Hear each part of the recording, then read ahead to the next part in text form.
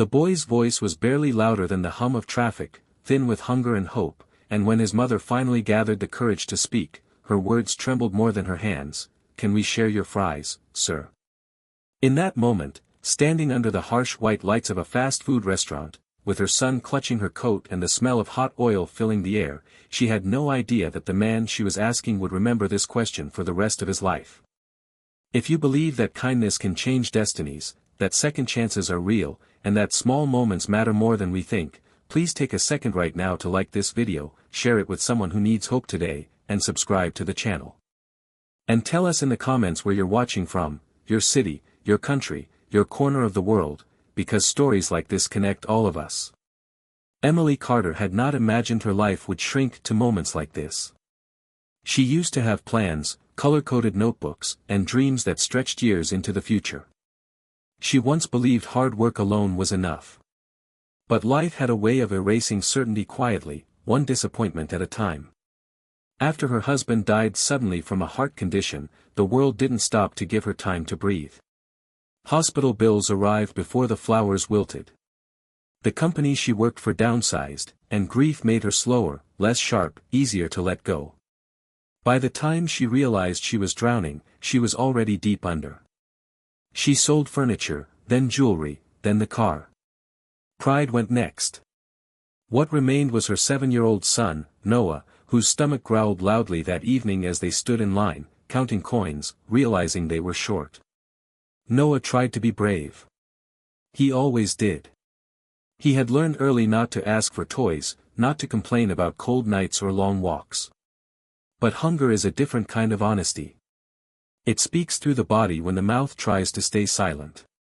Emily had ordered the cheapest burger on the menu, planning to split it, when she noticed the man ahead of them. He was alone, dressed simply, no signs of excess, scrolling through his phone absent-mindedly. On his tray sat a large portion of fries, untouched, golden and steaming. Emily hesitated. Every instinct told her to step back, to swallow the shame and leave. But Noah's fingers tightened around her sleeve, and she realized that protecting her pride mattered less than protecting her child. The man looked up when he heard her voice. His eyes were calm, observant, not annoyed as she had feared.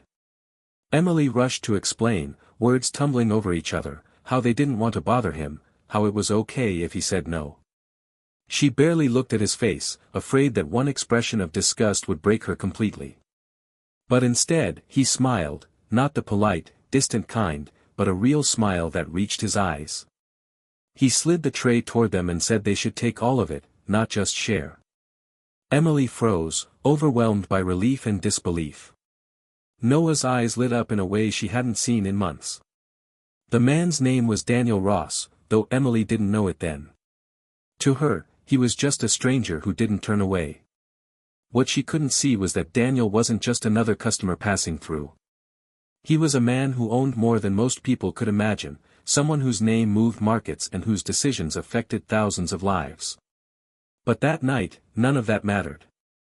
Daniel saw a tired mother and a hungry child, and something old and familiar stirred inside him.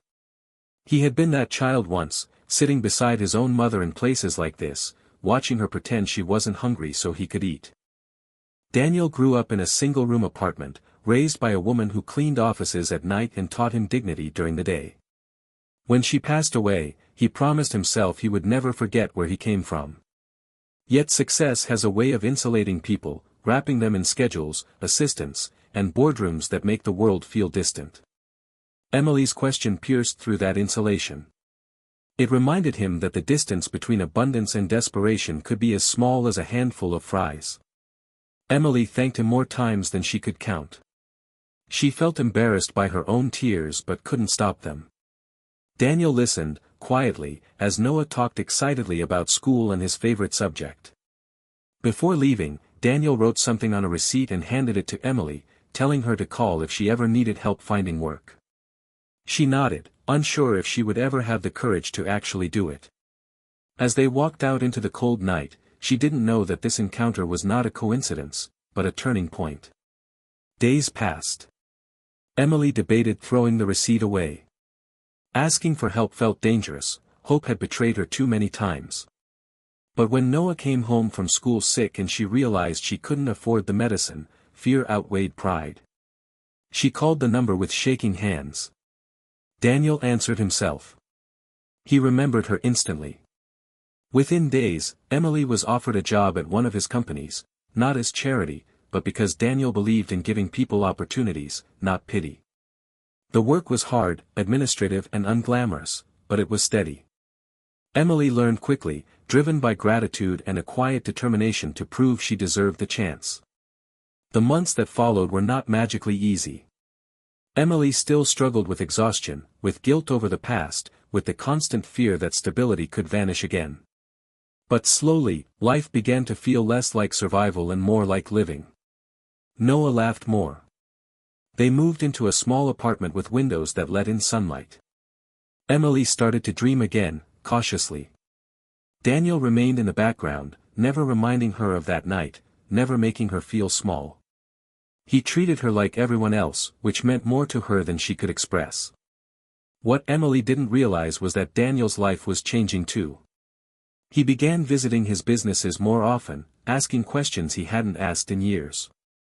He implemented programs to help single parents, funded scholarships, and created support systems that reflected the compassion his mother once showed him. People noticed the shift, but few knew the reason. He never spoke publicly about Emily or Noah. For him, the lesson was private and sacred. Wealth meant nothing if it didn't ease someone else's burden. Years later, Emily stood on a stage, accepting an award for community leadership. She had risen through the company, earning respect not because of who helped her, but because of who she became. Noah, now a teenager, watched from the audience, pride shining in his eyes. Daniel sat quietly in the back, clapping softly, content to remain unseen. Their lives had diverged yet remained connected by that single moment of shared humanity. As the ceremony ended, Emily caught Daniel's eye. There was no need for words. Both of them understood that night at the restaurant was not about fries or money. It was about being seen when you feel invisible. It was about choosing kindness when it's easiest to look away.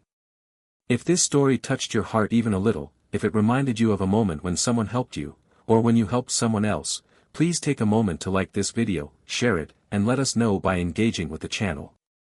Your support helps stories like this reach more people who might need them today. And before the story ends, we have one special request: comment below with a simple word, kindness, and tell us if you believe one small act can truly change a life. Because somewhere, right now, a tired mother is standing in line, a hungry child at her side, wondering if the world will be gentle to her tonight. And somewhere else, someone is about to decide whether to look away or to smile, to give, to change everything without ever realizing it.